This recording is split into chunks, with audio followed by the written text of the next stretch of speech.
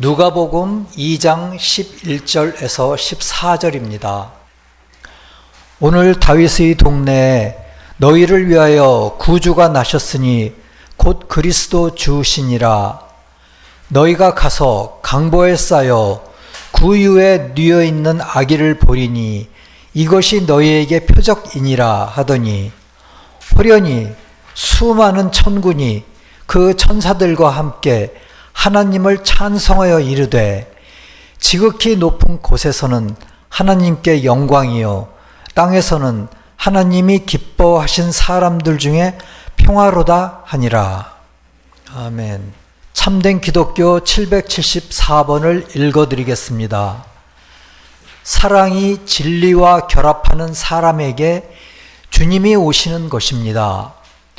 주님의 임재와 그에 따른 이해성의 깨우침은 세상에 있는 태양빛의 임재와 비슷합니다. 이 빛이 열과 결합되지 않으면 지구상의 모든 것이 황폐해질 것입니다. 그러나 주님의 오심은 봄에 일어나는 열에 비유될 수 있습니다. 열이 빛과 결합하기 때문에 땅은 부드러워지고 씨앗이 싹을 틔우고 열매를 맺습니다. 아멘.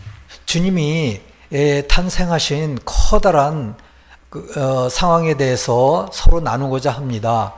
그 전에 세례 요한이 태어났었죠. 그 세례 요한의 지난주에 저희가 같이 나누었는데 오늘 지난주에 얘기 못한 부분을 조금 더 나누고 주님의 탄생에 대해서 나누겠습니다. 일단 사가랴의 행적에 대해서 좀 더 나누어 보겠습니다. 다 같이 누가복음 1장을 펴시겠습니다. 13절부터 보겠습니다. 천사가 그에게 이르되 사가랴여 무서워하지 말라. 그러니까 사가랴는 그 당시 제사장이었죠. 근데 사가랴가 성막에 들어갔을 때 그때 천사가 나타났어요. 그래서 굉장히 놀라고 무서워했는데 무서워하지 말라 하였습니다. 너의 간구함이 들린지라. 네 아내 엘리사벳이 네게 아들을 낳아주리니 그 이름을 요한이라 하고. 그러니까 아내 엘리사벳이 계속 아들이 자손이 없었어요. 그래서 계속 기도를 했던 모양입니다. 14절에서 너도 기뻐하고 즐거워할 것이요 많은 사람도 그의 태어남을 기뻐하리니 이는 주 앞에 큰 자가 되며 포도주나 독한 술을 마시지 아니하며 모태로부터 성령의 충만함을 받아. 그러니까 모태로부터 성령으로부터 충만함을 그때부터 받기 시작한 것입니다. 이스라엘 자손을 곧 그들의 하나님께로 많이 돌아오게 하겠음이라. 요한이 회개하라고 광야에서 외치고 많은 사람들이 세례를 받게 하고 돌아오게 하였죠. 근데 그것은 사실 주님을 위한 예비함이었습니다. 17절에서 그가 또 엘리야의 심령과 능력으로 주 앞에 먼저 와서 아버지의 마음을 자식에게 걸어서는 자를 의인의 슬기에 돌아오게 하고 주를 위하여 세운 백성을 준비하리라. 그러니까 주님을 위하여 백성을 준비할 것이라고 여기서 말씀에서도 분명히 얘기하고 있습니다. 사가랴가 천사에게 이르되 내가 이것을 어떻게 알리오?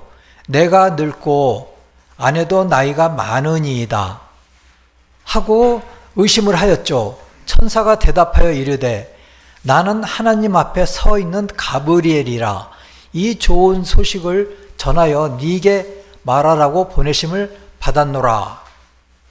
그러니까 가브리엘 대천사이죠. 그래서 자신이 누구인지 분명히 얘기하였고요. 일종의 네가 의심을 하는 것에 대해서 책망을 한 것이죠. 보라, 이 일이 되는 날까지 네가 말 못하는 자가 되어 능히 말을 못하리니 이는 네가 내 말을 믿지 아니함이거니와 때가 이르면 내 말이 이루어지리라 하더라. 그러니까 사가랴가 의심함으로 말미암아 말을 못하게 되었어요. 근데 나중에 다시 회복이 되었죠. 이후에 그의 아내 엘리사벳이 잉태하고 5달 동안 숨어 있으며 이르되 주께서 나를 돌보시는 날에 사람들 앞에서 내 부끄러움을 없게 하시려고 이렇게 행하심이라 하더라. 그러니까 아주 고령이었는데 배가 불러오니까 부끄러워서 5달 동안 숨어 있었어요.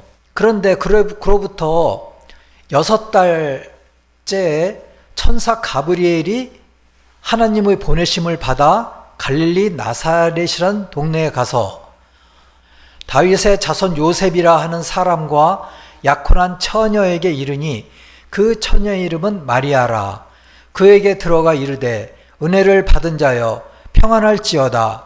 주께서 너와 함께 하시도다 하니 처녀가 그 말을 듣고 놀라 이런 인사가 어찌함인가 생각하매 천사가 이르되 마리아여 무서워하지 말라. 내가 하나님의 은혜를 입었느니라. 자기 앞에 천사가 나타났으니 놀라지 않을 수 있겠습니까? 그러면서 그 가브리엘 천사가 말하기를 보라 네가 잉태하여 아들을 낳으리니 그 이름을 예수라 하라. 이름까지 딱 지정을 해주셨어요. 근데 이 구절을 보니까 이사야서 7장 14절이 생각났습니다. 이사야서 7장 14절에서도 마찬가지 이야기를 하였는데 주께서 친히 징조를 너희에게 주실 것이라. 보라 처녀가 잉태하여 아들을 낳을 것이요 그의 이름을 임마누엘이라 하리라. 임마누엘은 하나님께서 우리와 함께 하시다라는 뜻입니다. 32절에서 그가 큰 자가 되고 지극히 높으신 이의 아들이라 일컬어질 것이요 주 하나님께서 그 조상 다윗의 왕위를 그에게 주시리니. 그래서 왕에 대한 언급을 하셨어요. 그리고 영원히 야곱의 집을 왕으로 다스리실 것이며 그 나라가 무궁하리라. 마리아가 천사에게 말하되 나는 남자를 알지 못하니 어찌 이 일이 있으리이까. 천사가 대답하여 이르되 성령이 네게 임하시고 지극히 높으신 이의 능력이 너를 덮으시리니 이러므로 나실 바 거룩한 이는 하나님의 아들이라 일컬어지리라. 보라 내 친족 엘리사벳도 늙어서 아들을 배었느니라. 본래 임신하지 못한다고 알려진 이가 이미 6달이 되었나니 대저 하나님의 모든 말씀은 능하지 못하심이 없느니라. 그러니까 그 천사가 엘리사벳이 요한을 잉태한 것에도 그 마리아에게 말한 것입니다. 그러면서 하나님의 모든 말씀은 능하지 못하심이 없느니라 하고 말씀하셨습니다. 마리아가 이르되 주의 여종이오니 말씀이 내게 이루어지이다 하매 천사가 떠나가니라. 그러니까 마리아님은 순종하면서 그 하나님의 말씀이 내게 이루어지소서 하고 이제 순종의 말씀을 가브리엘 천사에게 한 것입니다. 그때 이제 천사가 떠나간 것입니다. 그 호적하러 올라간 장면은 누가복음 2장에 나옵니다. 그래서 가이사 아구스도가 영을 내려서 다 호적하라 해서 이 호적은 구레뇨가 수리아 총독이 되었을 때 처음으로 한 것이라고 합니다. 그때 호적하러 모든 사람이 고향으로 돌아갔는데 그때 다윗의 집 족속이므로 요셉도 갈릴리 나사렛 동네에서 유대를 향하여 베들레헴이라는 다윗의 동네, 그러니까 자신의 고향으로 간 것입니다. 그때 약혼한 마리아와 함께 호적하러 올라갔는데 그때 마리아가 이미 잉태하였습니다. 거기서 해산할 딸이 차가지고 첫 아들이죠. 마리아로서는 첫 아들인데 그때 강보로 싸서 구유에 뉘었는데 이는 여관에 있을 곳이 없었습니다. 그래서 어쩔 수 없이 그렇게 했는데 이렇게 우리에게 낚여오신 것입니다. 그 지역의 목자들이 밤에 밖에서 자기 양떼를 지키더니 아까 그 보신 목자들이 밤에 이제 양떼를 지키고 있는데 주의 사자가 곁에 나타났습니다. 그리고 주의 영광이 그들을 크게 비추며 큰 빛이 그들을 비추게 된 거죠. 그래서 무서워했는데 천사가 무서워하지 말라. 온 백성에게 미칠 큰 기쁨의 좋은 소식을 너희에게 전한다 하고 말았고, 우리 다윗의 동네에 너희를 위하여 구주가 나셨으니 곧 그리스도 주시니라 하셨습니다. 그리스도 주께서 다윗의 동네에 나셨다. 그러므로 너희가 가라. 강보에 쌓여 그 위에 뉘에 있는 아기를 보리니 이것이 너희에게 표적이니라 하신 것입니다. 그러면서 호련히 수많은 천군이 그 천사들과 함께 하나님을 찬성하되 이르되 지극히 높은 곳에서는 하나님께 영광이요 땅에서는 하나님이 기뻐하신 사람들 중에 평화로다, 이렇게 일렀습니다. 근데 이 천군은 천사의 군대인데 아까 저 동영상에서 본 것처럼 어마하게 많은 천사의 군대입니다. 마태복음 26장 53절에서도 주님은 말씀하시기를 너는 내가 내 아버지께 구하여 지금 12군단 더 되는 천사를 보내시게 할 수 없는 줄로 아느냐 하셨습니다. 그러한 천군들이 내려온 것입니다. 오랫동안 예언되어 왔던 일이 일어났던 것이고요. 그때 천사들의 마음은 고향되고 기쁨으로 넘친 것입니다. 그래서 하늘로부터 온 기쁜 소식이 땅으로 흘러 넘친 것입니다. 그리고 이 천군과 천사들이 이 목자들이 양떼를 지키고 있을 때 그 양떼들에게 나타난 것입니다. 갑자기 하늘에서 밝은 빛이 나타나고 밤하늘을 비추고 유대의 들판을 비췄을 것입니다. 그리고 천사와 수많은 천군이, 천사의 군대죠, 주님께서 태어나셨다는 기쁜 소식을 전했습니다. 주님이 태어날 당시에 지옥의 세력은 어땠을까요? 지옥의 세력은 아주 강해져서 인간이 더 이상 구원받을 수 없는 상태까지 되었습니다. 그러므로 영적으로는 인간들 위에 짙은 먹구름이 끼었던 것입니다. 그때 주님이 이 땅에 오신 것입니다. 영적으로 마지막 때에 주님이 오신 것입니다. 영적으로 어두운 밤하늘에 밝은 빛이 나타나듯이 주님이 영적으로 어두운 세상에 오신 것입니다. 천사들이 떠나서 하늘로 올라가니 목자가 서로 말하되 이제 베들레헴으로 가서 주께서 우리에게 알리신 바 이 이루어진 일을 보자.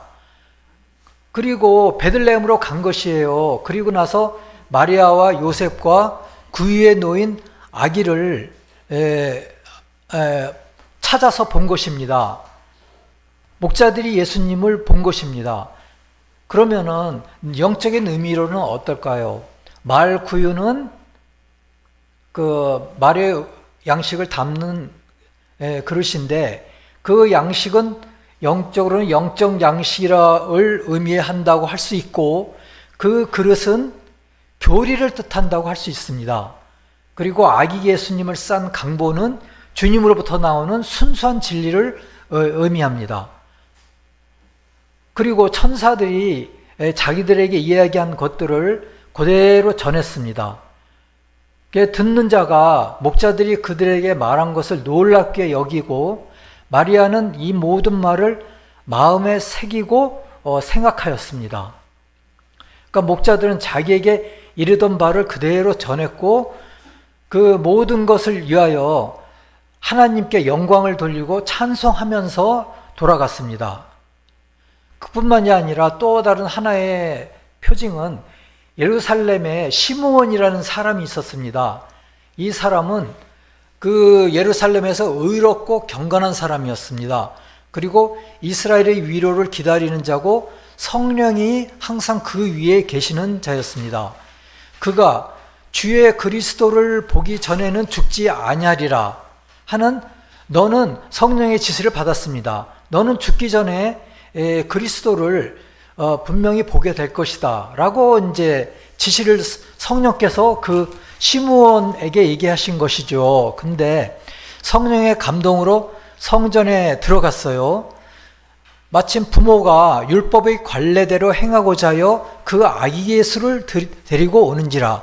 그러니까 할례를 얘기하는 것입니다. 근데 시므온이 그 아기를 안고 하나님을 찬송하여 이르되 주제여 이제는 말씀하신 대로 종을 편안히 놓아주시는도다. 내 눈이 주의 구원을 보았사오니 이는 만민 앞에 예비하신 것이요 이방을 비추는 빛이요 주의 백성 이스라엘의 영광이니이다 하니.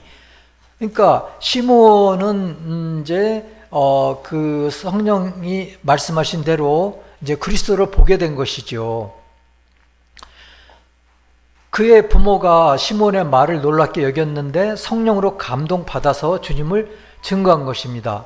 주님의 탄생을 성령에 감동받아 증언하신 것입니다. 그러면은 마리아가 엘리사벳을 찾아갔을 때 어떤 일이 일어났을까요? 그것을 한번 우리가 짚어봐야 합니다. 1장 36절 다시 한번 보면 보라 네 친족 엘리사벳도 늙어서 아들을 배었느니라. 본래 임신하지 못한다고 알려진 이가 이미 6달이 되었나니 하고 가브리엘 천사가 마리아에게 이야기를 하였죠. 그래서 마리아는 급하게 유대 산골에 있는 엘리사벳의 집을 찾아갔습니다. 그리고 그 모든 일들이 사실임을 알았습니다. 그때 마리아의 입에서 주님을 향한 찬송이 터져 나왔습니다. 엘리사벳이 마리아가 문안함을 듣고서 아이가 복중에서 뛰노는지라. 그러니까 요한이 뛰놀았어요. 그래서 깜짝 놀랐겠죠. 그런데 엘리사벳이 성령의 충만함을 받아서 큰 소리로 여자 중에 네가 복이 있으며 네 태중의 아이도 복이 있도다. 그러니까 마리아님에게 얘기한 것이죠. 내 주의 어머니가 내게 나오니 어찌된 일입니까? 하고 엘리사벳이 얘기했고, 네 문안하는 소리가 내 귀에 들릴 때 아이가 내 백중에서 기쁨으로 뛰놀았도다. 주께서 하신 말씀이 반드시 이루어지리라고 믿은 그 여자에게 복이 있도다. 그러면서 마리아가 이제 주를 찬양했죠.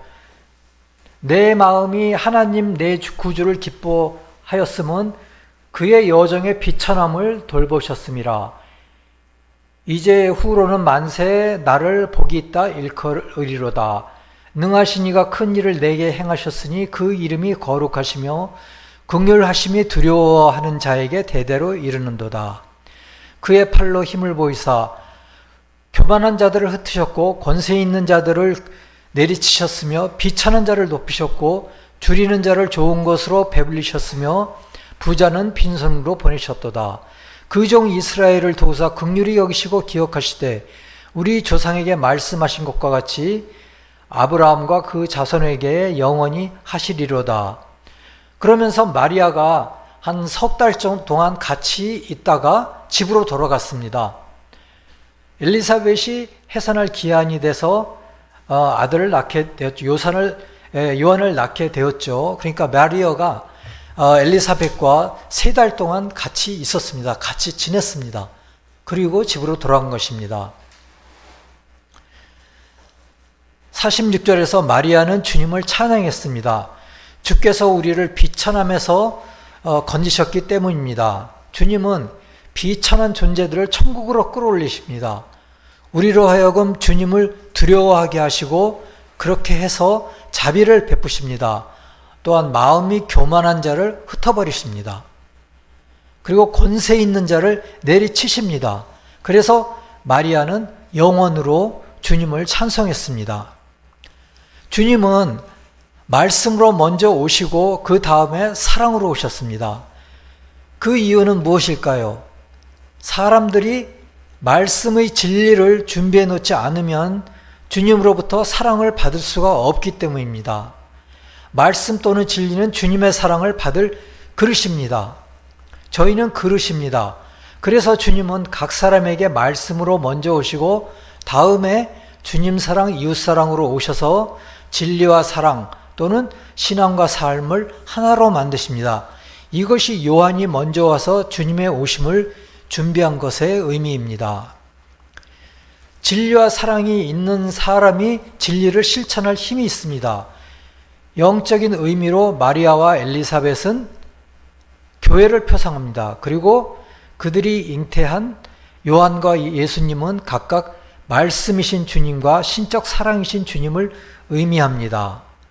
사람이 거듭나려면 먼저 말씀을 통해 신앙을 획득해야 하고 다음에는 신앙에 따라 이웃사랑의 삶을 살아야 합니다. 주님은 모든 평화의 근원이십니다. 사람들이 아무리 평화를 바라고 평화를 이루기 위해 노력한다 할지라도 주님 없이는 아무것도 할 수 없습니다. 14절에서 지극히 높은 곳에서는 하나님께 영광이요 말씀하셨습니다. 그런데 영광이 무엇일까요? 계시록 해설 678번에 의하면 영광은 주님으로부터 나오는 신적 진리입니다. 그 눈부신 신적 진리의 빛이죠. 인간은 그 신적 진리의 수용체입니다. 그릇입니다. 모든 선과 진리, 구원과 생명이 주님으로부터 온다는 것을 인정해야 합니다. 주님으로부터 나오는 신적 진리를 인정하고 그 말씀대로 사는 신앙이 올바른 신앙인 것입니다. 세상은 평화를 원하지만 세상은 평화의 근원이신 주님께 의지하여야 합니다. 가장 높은 곳에 계신 주님께 영광을 돌려야 합니다. 이사야서 9장 6절에서 말씀하듯이 주님은 평화의 왕이시며 그분이 다스리시는 곳에만 참된 평화가 있을 수 있기 때문에 이 두 가지는 분리될 수 없습니다. 그러니까 주님과 평화는 분리될 수가 없지요. 주님을 무시하면서 평안을 바라는 것은 태양의 빛을 거부하면서 태양의 따뜻함을 바라는 것과 같습니다. 그것은 불가능합니다. 평화는 천국으로부터 우리의 내면으로 흘러들어옵니다. 우리의 내적인 마음을 통해 흘러들어오는 주님의 생명에 우리의 마음이 열릴 때, 우리의 마음을 열 때에 우리는 평화를 얻을 수 있습니다. 그리고 이렇게 평화를 얻은 사람들이 세상에 영향력을 끼칠 때 세상은 평화를 얻을 수 있습니다. 그런데 이러한 평화로운 세계는 인간의 이성적인 수단으로만은 실현될 수가 없습니다. 오직 주님의 마음으로 삶을 다스리는 사람을 통해서만 실현될 수 있는 것입니다. 주님은 이것을 가능하게 하기 위해서 지상에 태어나신 것입니다. 주님은 우리가 하나님을 볼 수 있게 하셨습니다. 주님은 자신 안에서 신성과 인성을 결합시켰습니다. 그래서 주님을 따를 때 우리의 내적인 것과 외적인 것이 함께 결합될 수 있는 것입니다. 오늘의 말씀은 여전히 우리 마음에 감동을 주고 있지요. 이 말씀이 또한 우리의 영혼을 고양시킵니다. 구약 시대부터 예언되어 왔던 위대한 역사가 일어난 것입니다. 그때 하늘에 있는 천사들의 마음도 고양되고 기쁨으로 넘쳤습니다. 하늘로부터 온 기쁜 소식이 땅으로 흘러 넘쳤습니다. 목자들이 양떼를 지키고 있을 때 갑자기 하늘에서 밝은 빛이 밤 하늘을 비추어 유다의 들판을 비추었고 천사가 주님께서 태어나셨다는 기쁜 소식을 전했습니다. 주님의 탄생을 축하하는 모든 성도님들과 그 가정에 성탄의 기쁨과 평화가 가득하기를 기도합니다. 호련히 수많은 천군이 그 천사들과 함께 하나님을 찬송하여 이르되 지극히 높은 곳에서는 하나님께 영광이요 땅에서는 하나님이 기뻐하신 사람들 중에 평화로다 하니라. 아멘.